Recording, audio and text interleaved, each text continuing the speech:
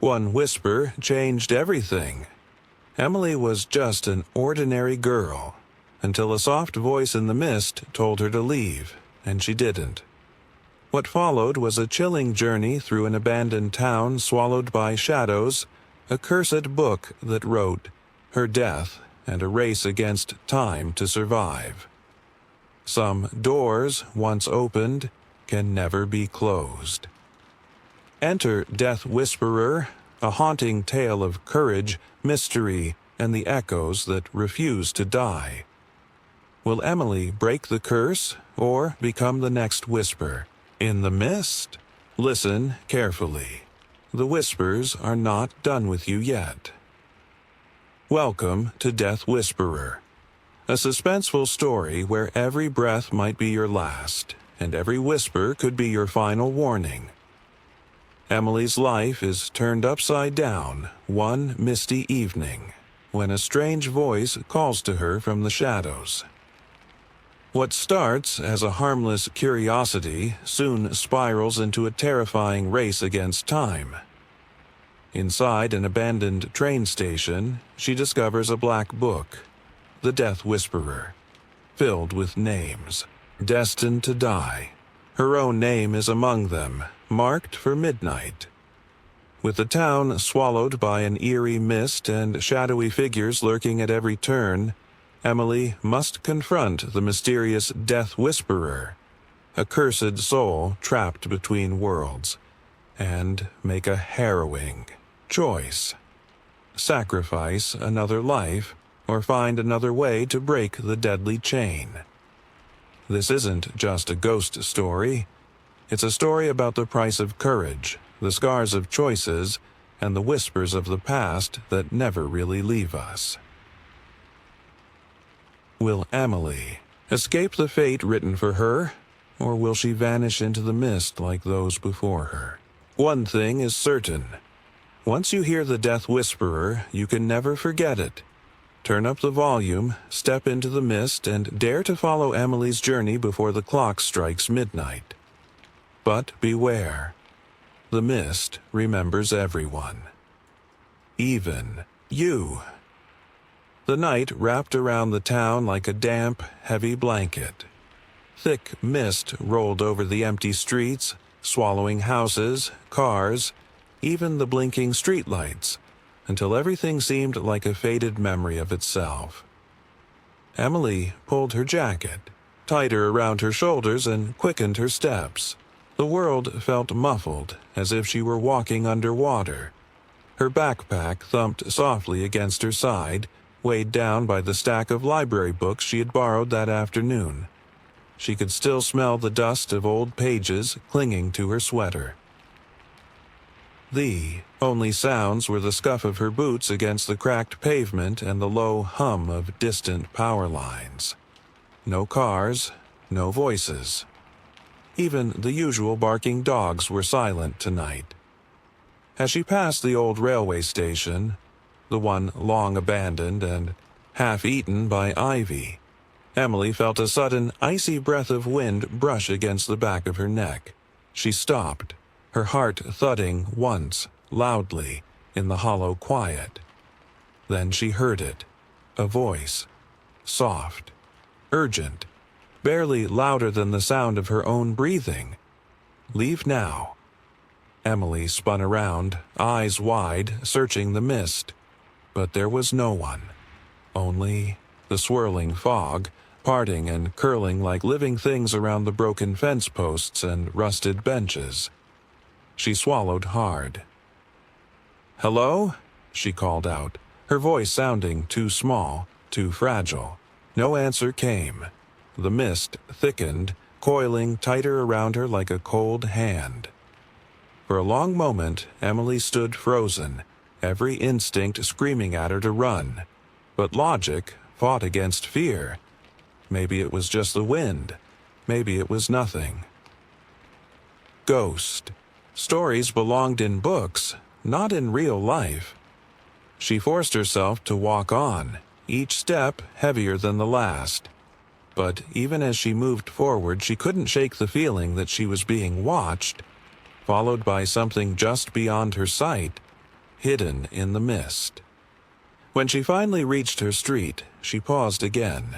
The lamp above her flickered and buzzed, casting long, thin shadows across the sidewalk. In the distance, something moved. Too fast, too quiet to be a person.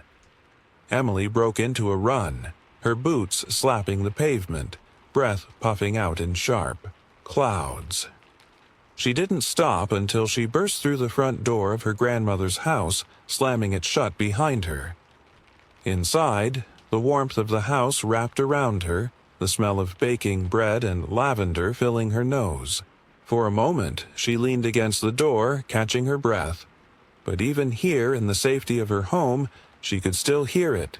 Not loud, not clear, just a whisper, fading into the walls, into her bones. Leave now. Emily shivered and pressed, her hand to her chest, feeling the quick hammering of her heart. She didn't know it yet, but tonight was only the beginning. Something had woken in the mist, and it had spoken to her. The next morning dawned gray and sour, as if the sun itself had second thoughts about rising. Emily barely slept. Every time she closed her eyes, she felt the whisper curl around her again, slipping through cracks in her mind. By the time she pulled on her boots and shrugged into her jacket, she was running on nothing but stubbornness and unease. She had to clear her head, she told herself. A walk would help. Maybe if she passed by the station in the daylight, it would all seem less frightening, less real. The mist had thinned but hadn't vanished. It clung low to the ground, swirling around her ankles like smoke. The streets were almost empty, except for a few people who kept their heads down and hurried along, as if they too wanted to avoid being noticed by something they couldn't name. When Emily reached the old station, she hesitated. Even in daylight, it looked wrong. Its sagging roof and cracked walls seemed to lean inward, as though the building itself was holding its breath. Evie climbed over the windows, hiding the emptiness inside, and the wooden sign, Crescent Station, hung crookedly by one rusted chain. Emily's footsteps slowed as she passed. Then she stopped. There. The heavy side door, the one that had been locked and chained for as long as she could remember, now hung slightly ajar. A thin line of darkness spilled from the gap, thicker and more real than the mist outside. Emily's mouth went dry. Every instinct screamed for her to turn back to pretend she hadn't seen anything. But a stronger pull, a deep-rooted curiosity she couldn't explain, anchored her to the spot. Maybe someone needed help. Maybe it was just vandals or bored kids. Maybe the whisper wasn't done with her yet. Slowly, she stepped off the sidewalk, the weeds crunching under her boots, and crossed the patch of dead grass to the station. The daughter creaked wider as she approached, as if inviting her in. "Hello?" Emily called, her voice barely rising above a whisper. No answer, only the steady drip of water from a broken gutter and the sigh of the wind. Steeling herself, she pushed the door open with 2 fingers. It swung inward easily, too easily, revealing a hollow, cavernous darkness. Inside, the air was thick with the smell of rotting wood and something older, something that made the hairs on Emily's arms stand on end. She fished her flashlight from her backpack and clicked it on. The beam cut a narrow path through the gloom, revealing broken benches, shattered glass, and torn posters still clinging stubbornly to the walls. The deeper she stepped inside, the more distant the outside world felt. Even the mist and the morning. Light seemed to vanish behind her, swallowed by the heavy shadows. Then she heard it, a faint sound, somewhere deep inside the station. Not the whisper this time. No, this was different. A low, hollow cry. The kind someone might make if they were too weak to scream properly. Emily's stomach tightened into a knot. Was someone trapped down here? Her flashlight flickered once, twice, then steadied. She swept the beam across the room. At the far end, barely visible through the gloom, she spotted a narrow staircase leading downward. Without thinking, she moved toward it, her footsteps echoing loudly on the cracked tile floor. The staircase was steep and narrow, the steps warped and damp.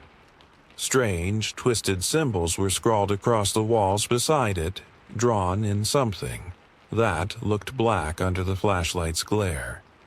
As she stared at them, the symbols seemed to twitch slightly, like insects skittering just beyond her vision. She blinked hard and looked away. The faint cry sounded again, drifting up from the dark below. It tugged at her, pulling her deeper into the heart of the abandoned station. Emily placed her hand on the rusted railing, took a deep breath, and began to descend, one careful step at a time. She didn't know what she would find at the bottom, only that something was waiting for her, something that had already called her name once and might not let her leave again. The stairs groaned under Emily's weight, each creak swallowed by the thick, soupy darkness pressing down from all sides. Her flashlight shivered in her hand, casting narrow, shaky shadows that made the walls seem to breathe. Halfway down, the air changed. It grew colder, sharper, like stepping into a place the world had forgotten. Emily's breath misted in front of her face, and the sound of her heartbeat roared in her ears. At the bottom of the stairs, she found herself in a long, narrow corridor. The walls were made of cracked stone, and moisture dripped steadily from the low ceiling, splashing into small, dark puddles on the floor. The strange symbols continued here, painted or scratched into the stone, looping and twisting in ways that made her stomach turn if she stared too long. Emily swept her flashlight from side to side. Most of the rooms were empty. Broken chairs, old lockers tipped on their sides, heaps of yellowed newspapers and forgotten junk. But it was the far end of the corridor that caught her attention. A single door stood there, its surface scarred by deep gouges. It was slightly ajar, just like the door above, a sliver of darkness leaking out from the gap. And from beyond it came the voices. Soft at first, no louder than a breath. They floated to her, carried on the cold air. Emily froze. The voices weren't speaking clearly. It was like a dozen whispers layered over each other, just on the edge of making sense. Help. Find the book. He's watching. Hurry. The words tangled together, pulling her forward and holding her back all at once. Her flashlight flickered again, briefly plunging the corridor into darkness. For one terrifying moment, she thought she saw shapes moving in the gloom. Tall, thin figures drifting just beyond the edge of the light. But when the flashlight steadied, there was nothing there. Emily's hand tightened on the light. Her feet moved forward of their own will, drawn by something deeper than curiosity now. She had crossed a line, she realized. Whatever waited beyond that door was not something she could simply walk away from anymore. The door swung wider with a soft, slow creak as she approached. Inside, the room was larger than she expected. Low shelves lined the walls, piled high with books, old, rotting books whose titles were worn away with time. The air smelled of dust, mold, and something metallic. At the center of the room stood a single desk, crooked and covered in a thick layer of grime. And on the desk sat a book. It was small, bound in black leather that seemed too new compared to everything else around it. Strange silver writing crawled across the cover, catching the beam of her flashlight like spider silk. Emily stepped closer, each footfall sounding impossibly loud in the heavy silence. She wiped a trembling hand across the cover, clearing a patch of dust. The title shimmered faintly. Death Whisperer. A chill raced down her spine. She didn't want to touch it. Every instinct told her to leave it alone, to turn around and run. But even as her mind screamed in warning, her hand moved forward. Her fingers brushed the surface of the book, and the voices exploded. A deafening chorus of whispers erupted around her, filling the room, rattling the shelves. The flashlight slipped from her grasp, clattering to the ground and spinning wildly, throwing broken flashes of light across the walls. The door slammed shut with a thunderous bang, and for a moment everything was chaos. The spinning light, the screaming whispers, the thundering of her own heart. Then, just as suddenly as it had begun, the noise stopped. Silence fell, thick and complete. Emily stood alone in the dark, the book cradled in her shaking hands. Swallowing hard, she opened it. Inside were names, hundreds of them, written in careful, slanting handwriting. Next to each name was a date, each one crossed out with a sharp, black slash. She turned page after page, the names blurring together until she found it. Her own name. Emily Carter. Next to it, today's date. And unlike the others, it wasn't crossed out yet. Emily staggered back from the desk, the book clutched tight to her chest, as if by holding it she could somehow control the nightmare spilling out around her.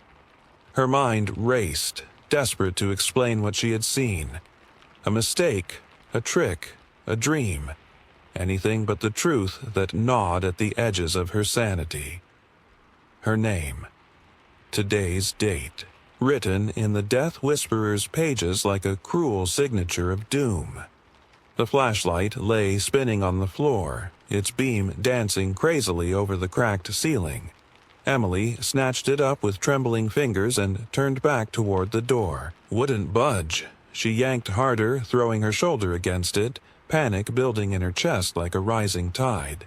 Finally, with a shriek of rusted hinges, the door gave way, crashing open into the hallway beyond. The station was different now.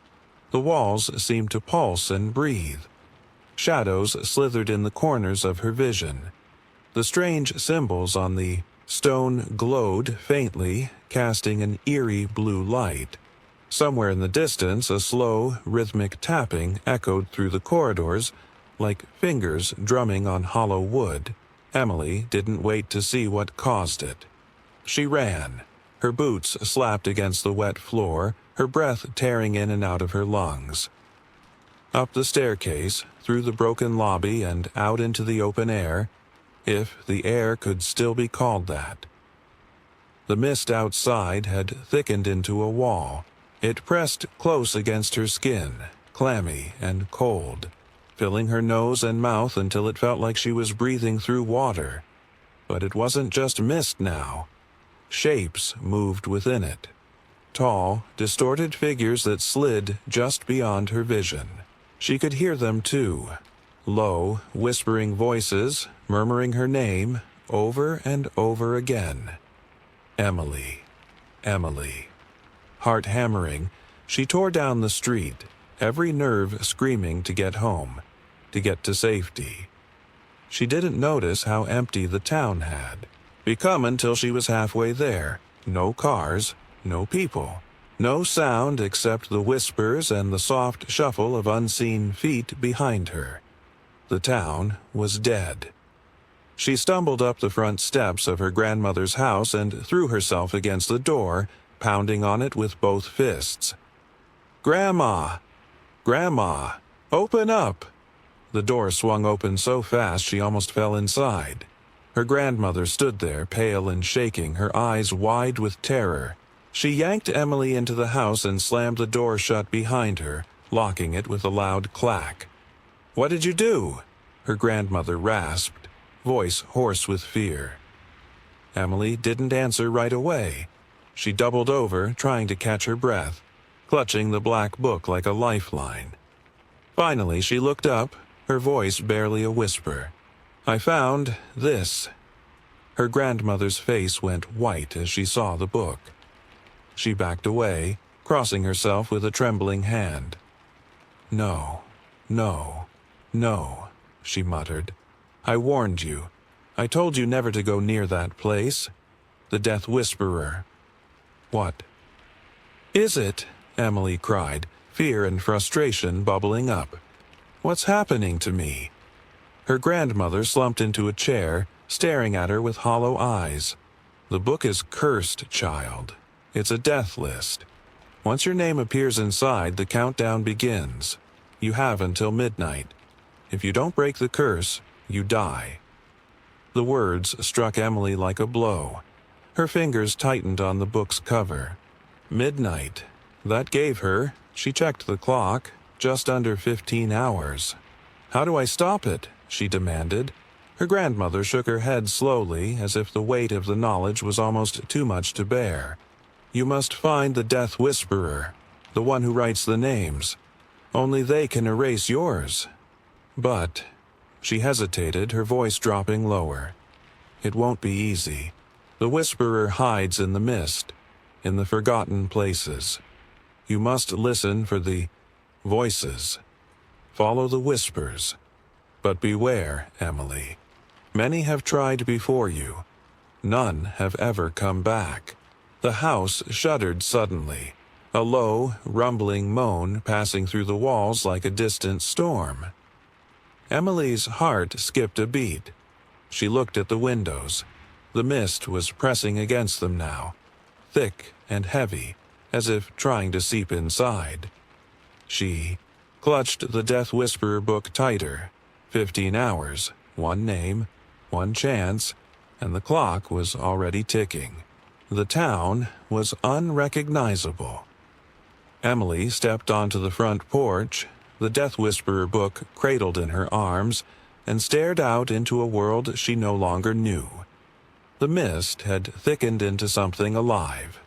It churned and twisted through the streets, like a living tide, wrapping itself around lampposts and mailboxes, clawing at the sides of houses with long, skeletal fingers of fog.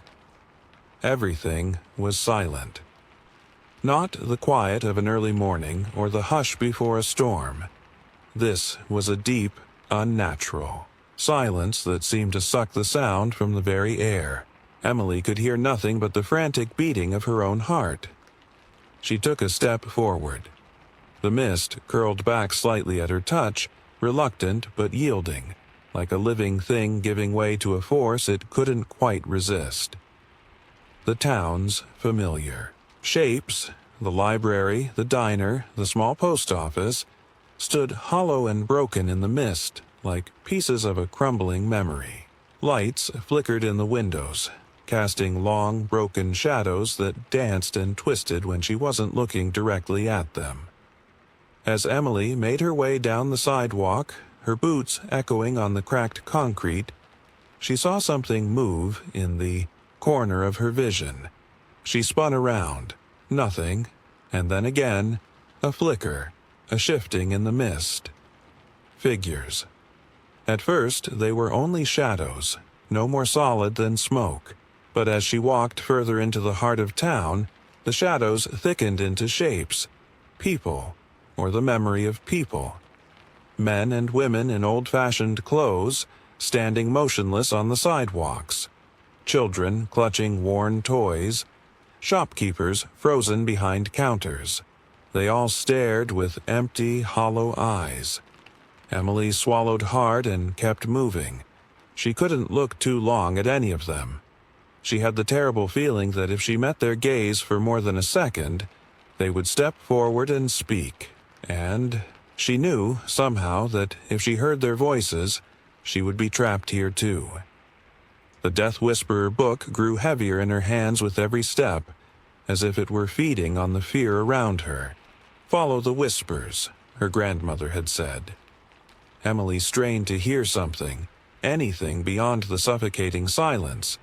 Then, faintly, she caught it, a thread of sound winding through the mist. A whisper, not angry or cruel, but beckoning. Soft. She turned toward it instinctively, leaving the main street and cutting through an alleyway between two boarded-up shops. Here the mist was even thicker. The buildings loomed close, their windows like watching eyes. Graffiti twisted across the bricks, but the words blurred when she tried to read them, shifting into strange symbols that made her head ache. The whisper grew louder. This way, she followed it, moving faster now, though the fear weighed heavy on her legs. The alley opened into the town square, a wide open space centered around a cracked and crumbling fountain. In better days, Emily remembered, the fountain had gushed with water, children laughing as they splashed their hands in it during summer afternoons. Now it was dry and broken. Moss crept up the sides, and the statues that once smiled down looked eroded and sorrowful. At the center of the fountain stood a new figure, a tall, cloaked shape wrapped in black fabric that rippled even though there was no wind. Emily's breath caught in her throat. The Death Whisperer. Though its face was hidden beneath the hood, Emily could feel its gaze on her, heavy and cold. It radiated a power that made the ground seem to shudder beneath her feet. She took a step forward. The figure didn't move. Another step. "Emily," the whisper came, louder now, 100 voices speaking as one from under the cloak. The Death Whisperer raised a pale, thin hand and pointed, not at Emily, but past her, down another street swallowed in darkness. A choice, a direction. Without thinking, without daring to look back, Emily obeyed. She ran, fast, faster than she had ever run, down the street where the mist thickened into near-solid walls. Behind her, the Death Whisperer's voices rose in a single, shuddering wail that tore through the town like a cold wind. The chase had begun, and if she failed to find the heart of the curse before midnight, she would not live to see another sunrise. Emily stumbled down the broken street, every step a battle against the thickening mist. It clung to her like wet cloth, pulling at her legs, chilling her to the bone. The town twisted around her, familiar streets curving into wrong angles, buildings leaning closer than they should, as if the very world was folding in on itself. She ran past shuttered stores, dead lamplights, and empty playgrounds where rusted swings creaked, moving on their own in the misty gloom. Behind her, the whispering chorus grew louder, hundreds of unseen mouths hissing her name, calling her back. She couldn't stop. She wouldn't stop. The Death Whisperer was close now. She could feel it, like a weight pressing on her chest, slowing her breath. At the end of the street, the mist parted like a curtain, revealing a crumbling church. Its steeple was cracked, its bell long fallen and shattered on the ground. Black ivy crawled up its stone walls, and every window was shattered, gaping like broken mouths. Emily's heart pounded as she approached. Her hand tightened on the Death Whisperer book, which seemed to pulse and twitch in her grip, as if it wanted to fly from her arms and return to its true master. The heavy doors swung inward before she touched them. Inside, the church was a skeleton of its former self. Pews overturned, candles melted into puddles of wax, the altar cracked down the middle. And there, standing at the center of the ruined altar, was the Death Whisperer. Up close, it was worse than Emily had imagined. The figure's cloak was woven not from cloth, but from shifting shadows, threads of darkness that moved and writhed on their own. Its face was still hidden, but now and then she caught glimpses beneath the hood, flashes of pale, hollow features, empty sockets where eyes should have been, a mouth that never fully closed. When it spoke, its voice filled the air and the walls, a chorus of sorrow and anger and endless hunger. "You have come." Emily tried to keep her voice steady. "I want to make a deal." A silence stretched between them, thick, heavy, alive. Then the whisperer spoke again, voice like the scraping of dry leaves. "Your name is written. Your fate is sealed.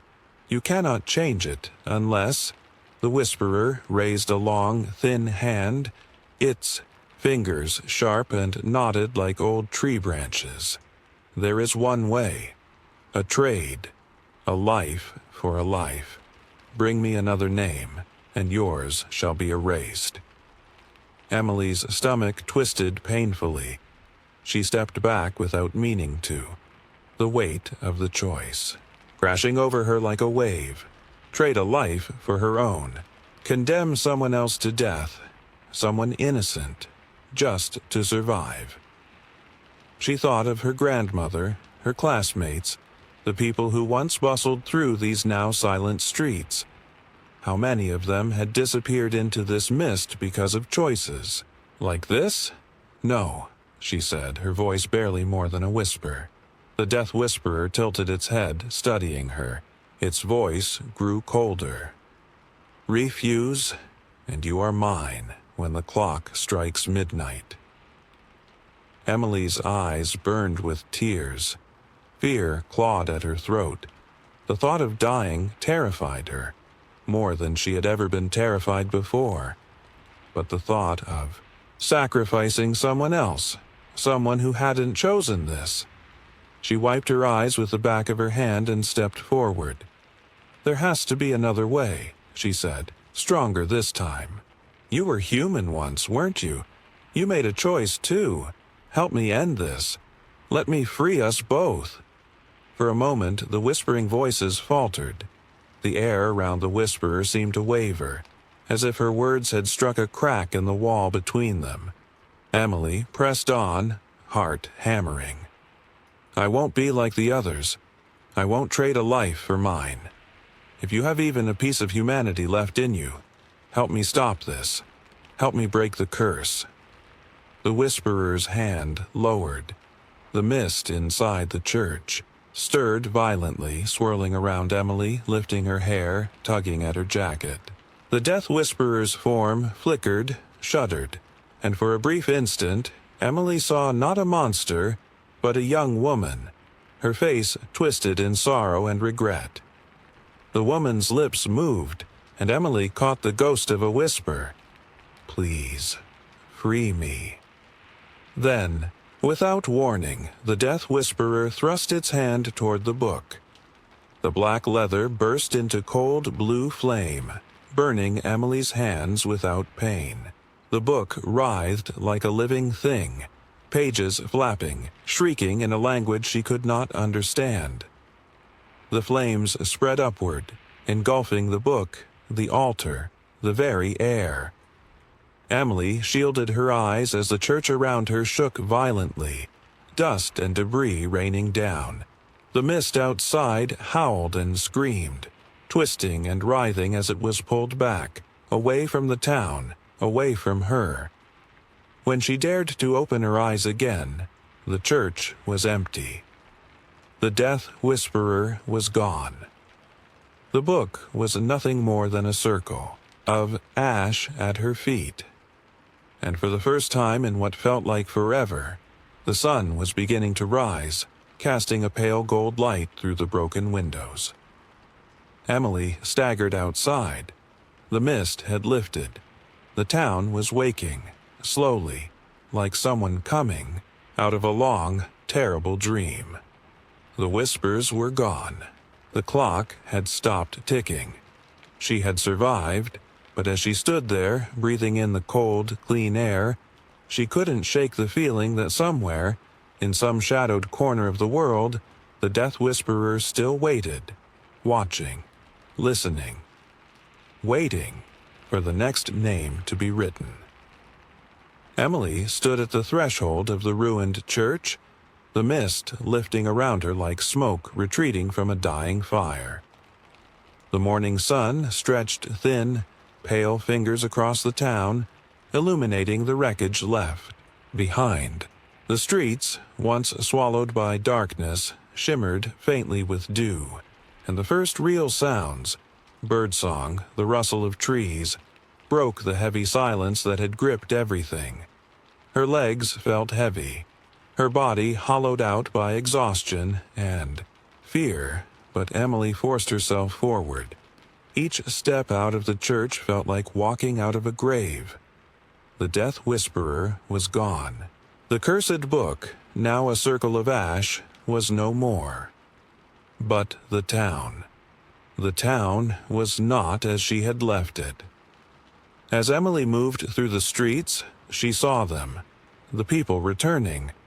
Slowly, as if waking from a deep, drugged sleep, faces appeared behind. Dusty windows. Doors creaked open. Shapes stirred inside the homes that had seemed abandoned only hours before. Neighbors blinked at the sunlight, confused, disoriented. Some wept openly, clutching each other without knowing why. Others simply stood there, eyes hollow with memories they could no longer reach. Emily's heart twisted painfully. They had been trapped in the mist, held in some silent prison of fear and forgetting, their lives stolen moment by moment. And she had freed them. Yet not everything was as it should be. Here and there, among the living, there were absences, gaps too large to ignore, houses with doors swinging open and no one to claim them, rooms where toys lay abandoned, empty chairs, at breakfast tables. The mist had not left without a price. Not all had returned. Emily walked in a daze back to her grandmother's house, the familiar little porch, the old wind chimes clinking gently in the newborn breeze. It felt like a dream now, too fragile to be real. The door opened before she could knock. Her grandmother stood there, her face pale but alive, tears glistening in her eyes. For a long, silent moment, they simply embraced. Emily buried her face against her grandmother's shoulder, breathing in the warm, familiar smell of lavender and old books. "You did it," her grandmother whispered hoarsely. "You broke the chain." Emily wanted to believe it. She wanted to believe that it was truly over, that the whispers had been silenced forever.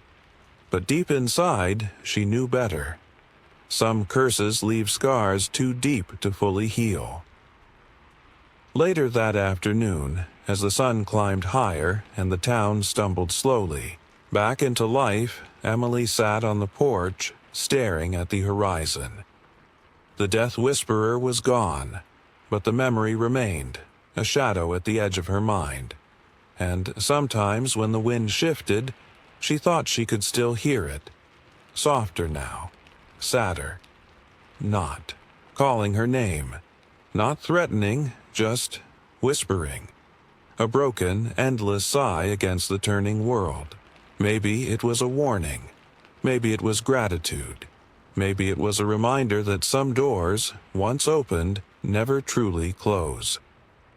Emily sat very still, listening. The wind whispered through the trees, and though her heart clenched, she did not look away. She would not forget, and if the death whisper ever returned, she would be ready. The days that followed were slow and strange, like the first uneasy steps after waking from a terrible dream. The town of Crescent Hollow tried to stitch itself back together. Shops reopened, families gathered, children returned to the playgrounds where only mist had ruled.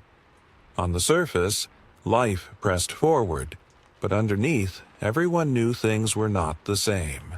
They spoke of it only in murmurs, the odd memory gaps, the strange dreams, the heavy silence that sometimes fell without warning. Some residents remembered glimpses, a figure cloaked in black on forgotten streets, strange cries in the night, the cold grip of fear they couldn't explain. Others remembered nothing at all.